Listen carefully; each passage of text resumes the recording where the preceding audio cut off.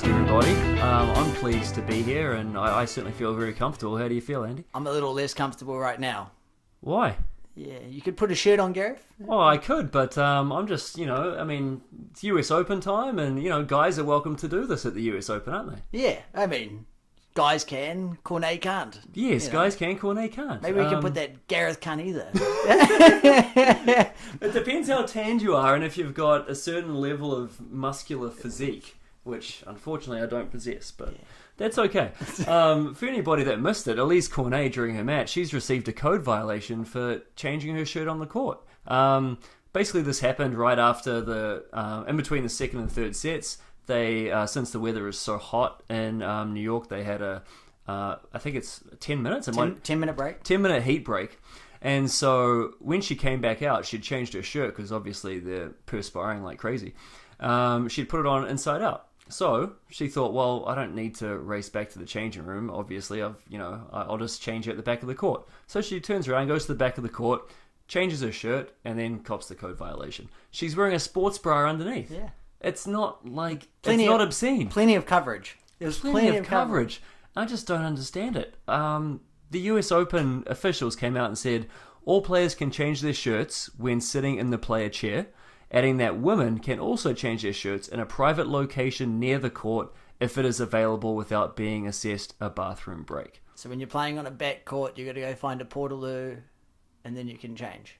I suppose so. Yeah, it's if you're a female. If you're a female, we've yes. got no worries sitting there at our chair, taking our top off and going from there. Who are we protecting here? Are we protecting teenage boys sitting in the crowd that can't handle a sports bra? Yeah, I don't know. I tell you, if you had a lot of females taking their clothes off, I think I'd be prepared to go and watch a lot more live tennis. Hey, you might get a few more different fans there. But what was that female football league where they're basically just playing in bras? Oh yeah, lingerie NFL football. Lingerie football. I mean, maybe they could have a tennis version of that to bring in the punters. But yeah. I think when we're trying to be a progressive, liberal sport where we're accepting of different cultures and men and women get paid equally, and then this and the catsuit debacle happens in the same week, it just rubs me the wrong way. It's sad, isn't it? It is. For something, if it wasn't a rule, would the umpire have said anything? And I doubt he would have. Now, just because she did, change her shirt because it was inside out, she then gets a code violation, a fine, and possible loss of point. It's crazy. It is crazy, because I'll tell you what, if a man did the exact same thing, he would not have been given a code violation. Yeah, and taking your top off as a man, you might do it once or twice a set. Yeah. As a female player, normally you're seeing them out there for 2 hours, or, they're playing their entire match in one outfit. Yeah, that's right. Having that ability to go off the court and change your top it's great for them. But should they be allowed to do it sitting down? Hopefully. Well, yeah, that's another great start to the week for the for the ladies. For the ladies tour. Jeez. Okay, so let's switch tack a little bit. So we're in the middle of the US Open. It's obviously very hot in New York at the moment. We're seeing a rash of retirements. Far too many. And we're not seeing them equally on the men's and women's side, are we? Well, we went into the debate a few weeks ago, Gareth, about best of 5 set matches and how we don't think it's good for the game. And everyone's so happy about us talking about that. I hope this stat proves it. In the first round for the men, there were 9 retirements. What are we doing? Yeah. If, it's too hot, that's fine. But best of 5 sets is another reason why these guys aren't willing to stay out there and battle. Right. It's a fight. And if it's just the heat, Andy, you'd expect to see 9 retirements on the women's side, wouldn't you? There was 1. So 1. 1. Yeah. Now, are male players softer than female players? Oh, it's arguable. I don't know. Or are male players more prepared to go there, default, take the cash and get out of there because they're more straightforward with the way they're thinking? Boy, that's a hard argument to make, though, isn't it? Look, there was even 3 withdrawals in the second round for the men. Yep. That's more than the ladies had in their first round. Yeah. It happens far too often for me. If you're not fit enough to go out there and complete the tournament, don't enter. But do you think that's the problem, or is it the length of these matches? I think a lot of players will be able to survive going out there and playing best of 3. Mm-hmm. I think once these players are down 1 or 2 sets, they don't want to stay out there and cause further harm to their body, so they'll default. Not when it's 35 degrees Celsius plus and 100% humidity. What's the point of staying out there? It's tough. For the extra couple of hours battle, and if you're already fighting a losing cause. Yeah, well, you know how I feel on this debate. I don't think there should be 5-set matches anyway. I think it's a laborious waste of time, if I'm being honest with you. I don't want to sit and watch it, and clearly these players don't want to hang around and play it. Well, Kaganov and Nadal are playing right now. We just saw the end of their first set. We came in here to do this because we know they'll still be playing in an hour. Yeah. What's the point? Exactly. We don't have to sit there and watch every single point of the match. If it was between 1 and 2 hours, we'd be out there right now watching it. Have to be, yeah. You don't want to miss a point when it's that quick. Yeah. And continuing on with this, we had young Canadian player Felix Auger-Aliassime. He retired against Denis Shapovalov in the third set with heart palpitations. What do you make of that? I don't know what to think, I may have said that some of these players are soft or pulling out. There's going to be a couple of reasons why people pull out that are legitimate. That seems like one to me. Yes, it does. If you're having heart palpitations, then stop. That's scary. Get yourself checked out properly. Yeah. And this is not the first time it's happened. It happened at a Challenger last year, which gives me pause for concern. I mean, I'm a big fan of Felix. I think he has a great game. I think he's got a great potential due to his stature, his physique, his just all-court ability. And I've long said that I think he's got greater potential than Denis. Yeah. I think he can be top 5 player, whereas I feel Denis is more of a, 25 to 50, probably. That's probably where he's going to live for most of his career. Sinking down to my expectations of him. Yeah. Well, but that's really good. Yeah, that's 100%. That's fantastic. 100%. I mean, how many good players are there? I mean, it's great. So I'm just really concerned for the kid. Like, he's young. You don't want him to be pulling out because his heart's racing so fast and he can't catch his breath and he can't move on court. Yeah, I think the only other situation I've heard of like this was Marty Fish a few years ago. He had something very similar. Was that more anxiety? As well. I think he had a couple of problems. One was anxiety, and then it was causing problems to his heart. So he certainly doesn't seem to still have that from his social media presence. But he wasn't even traveling or doing anything. No, he was sitting at home, I believe. Yeah. But I'd love to hear more about Marty Fish. We'll have to do a bit of a deep dive. It'd be very interesting to see what Felix and his team does around him over the coming months, as how they monitor this, and now it's happened multiple times in his career, what they do going forward. It's very tricky because is it something where if he pushes himself too far, he's at risk of doing some damage, or is it one of those things where it's going to just pop up and then go you've away? You've got to just default that match, and then you're fine a couple of days later, because one of those two things is really bad. Yeah, well, it's different, right? Yeah. And, just bad luck that it happens in a Grand Slam when you're pulling out. It could have happened 2 weeks before at a Challenger.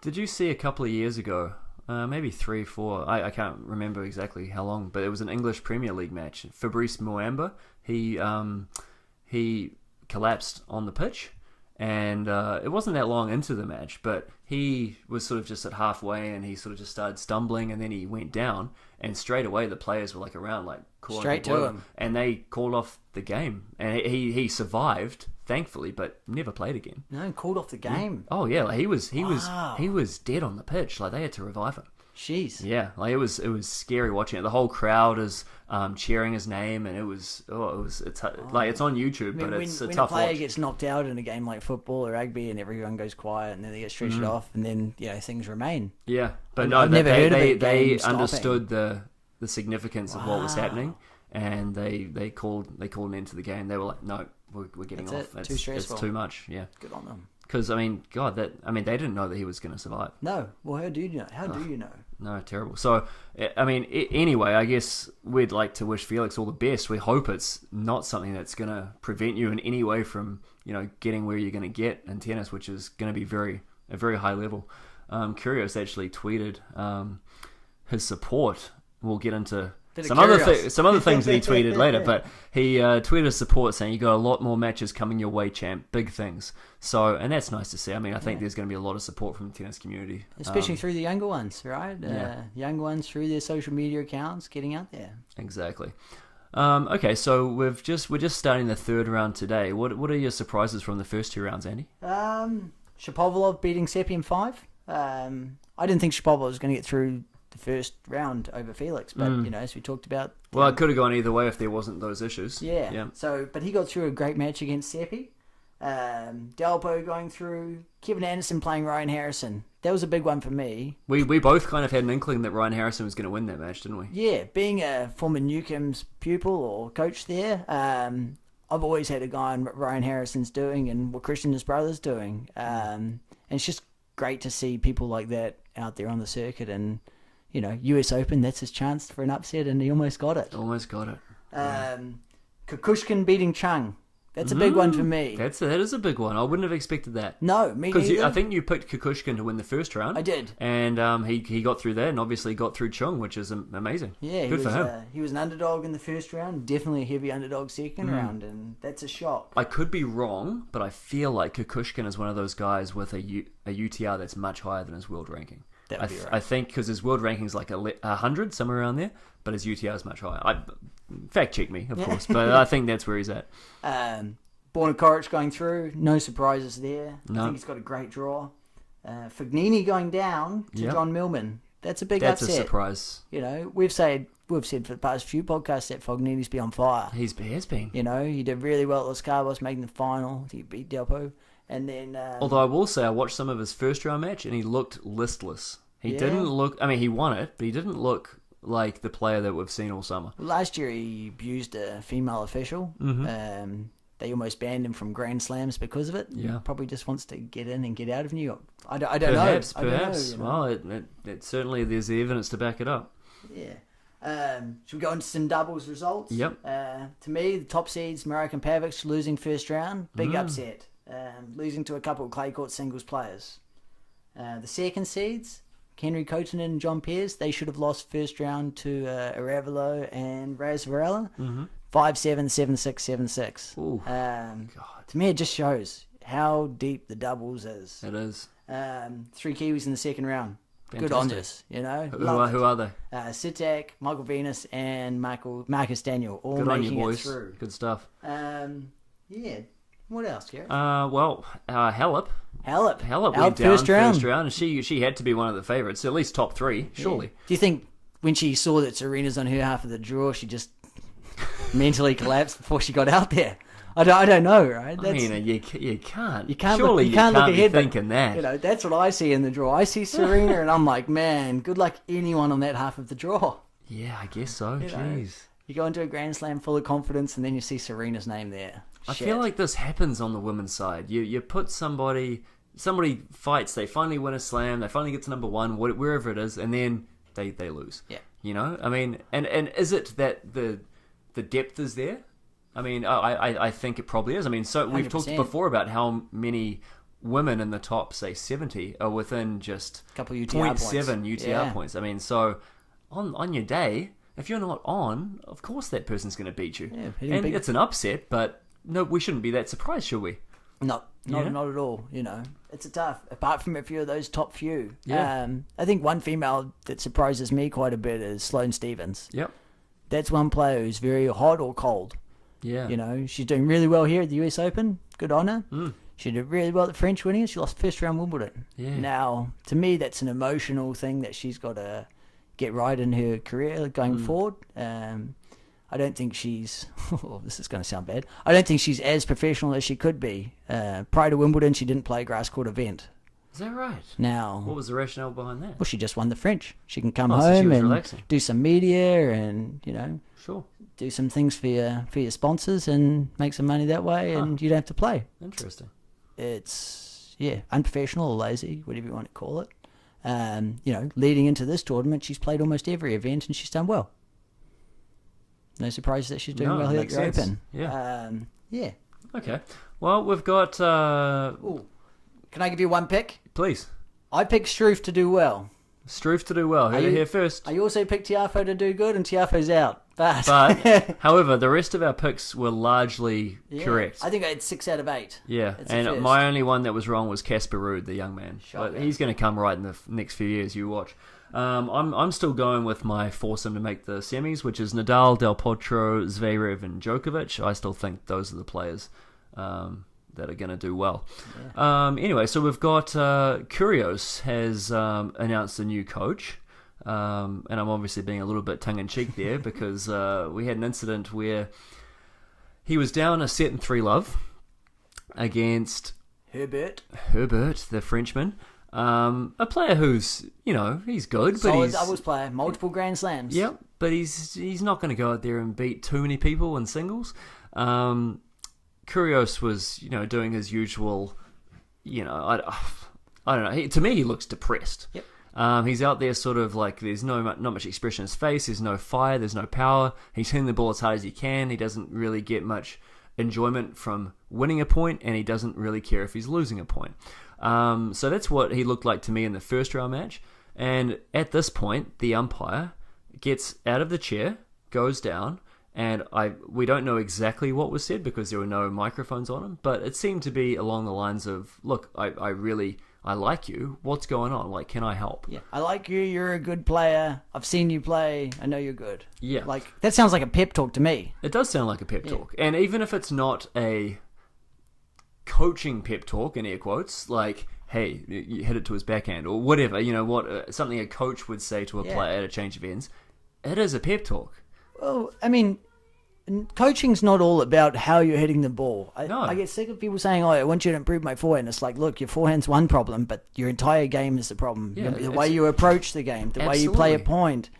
And, sometimes it's not, my forehand's having a bad day. It's, you're not there focused mentally. You're not there giving it your effort, Yeah. When people say to me, I'm slightly off today, well, get in position better. Yeah. If you feel like you're off, then you can change that through movement or through something else. Just your general outlook. Instead of saying I'm playing so bad, forget about that and say, okay, I'm not playing great, but he's not letting me play great for this reason, and now I need to adjust this part of my game. There's lots of questions asked in a back and forth tennis match. Absolutely. Yeah. So that's caused a little bit of controversy. And in the Twitterverse, we've got Donna Vekic has a player on the WTA tour.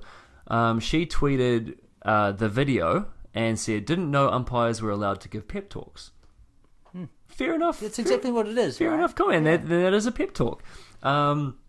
Kyrgios responded, haha, ironic. Ironic is, of course, in all caps. Coming from someone who gets on court coaching every week of the year and is also out of the US Open. Yeah. A little bit deep. Snarky, yeah, gotcha. and what he's referring to, for anybody that may not know, is that on the WTA, they allow on-court coaching, not at the slams, though? Once a set, yeah, not the slams. Not at the slams, but is it just once a set for regular matches? And she's also out of the US Open. So, yeah, I mean, sort of, he deleted that not long after writing it. And then he responded, I shouldn't have tweeted so quickly after the match. Everyone is entitled to an opinion, but I can assure you it wasn't coaching. So I guess what we're left with now is what is coaching. And I think you're right. Motivating is coaching. Anything that umpire said to him is coaching. Yeah. Anything. As soon as the umpire got off his chair and got face to face with Kyrgios to have a conversation, took it from being, it made it personal. Yes. Right? It wasn't, I'm the boss up here and I will run the rules. We had that coach in Cornet's match sit in the chair and give her a code violation. Yeah. Because she changed her shirt. The umpire. We have a coach sitting in the chair, walking down to tell Kyrgios, do you want me to get you a physio, blah, blah, blah. Yeah. To me, if Kyrgios isn't looking like he's giving it his all, give him an unsportsmanlike conduct code violation. Maybe that will pull his socks up. But if I'm Herbert, I want you going down and saying nothing. I don't want you getting off your chair to awaken the bull. Yeah. Right? You've got Kyrgios there feeling sad for himself. I want him to feel sad for himself as long as he can. I don't want you to go out there and make him feel good about himself so he can kick my ass. Well, and Herbert is rightfully pissed off about this. 100%. It seems as though the USTA is not going to censor the umpire in any way. He hasn't been stood down. He's going to be out there today umpiring a match, but he's been closely monitored. Should he have gotten out of the chair? No, but I understand, I think, what he was trying to do. I think not just, I mean, it's not just people who are working in the tennis industry. I think everybody is a little bit frustrated with Kyrgios when we see what an immense talent he is, and he's borderline tanking almost every match. But lay down the law. Yeah. Like, so the umpire is not a fan. Yeah. At that time, he's an official. I agree, and I agree with you. I think he went about it the wrong way. Yeah. I can just sort of see, I see where he's coming from. Johnny Mack's the same. He said the same thing as you. He said, I agree with what the umpire did. I wish someone did it to me. And it's like, yeah. And even when you hear Kyrgios in his post-match, he's like, yeah, but I don't really listen to what he was saying. Well, all right, kid, take it easy. You won the match because of that swing of momentum. It swung right there. And that's the thing. Like, if it had have just continued on the way it was, nobody would say anything. No, it would have But he was down a set and a break, and then all of a sudden, he comes back and he loses 6 more games in 3 sets. It's a very funny situation. You gotta be asking some questions. If I was here, but as I say, I would be furious. The USDA's tweet about it saying that, Kyrgios went and got a physical treatment 2 games later is BS. You're taking us for a joke, and that's what he said too. Yeah. So it's a tough one. Anything else to add before we wrap it up there, Andy? No, I think we have a few stories coming up from Gareth. That's right. So this is a Friday night podcast. We'll definitely get it up either tonight or tomorrow morning. But what we'll do is we'll be back on Sunday. We've got a bonus episode where we're going to share some personal stories about our interesting encounters with umpires and officials. Yeah. So that should be worth listening to. Do find us on iTunes, Stitcher. If you want to discuss a certain topic, please reach out on YouTube, Instagram, and Twitter. We are Two Guys Talk Tennis. That's my man Andy. I'm Gareth. And if you do like what we're saying, or even if you don't like what we're saying, please subscribe, rate, and share. Tell a friend. Let us know, please. Yeah. Ask us some questions. That's right. All right, take it easy, everybody. Excellent.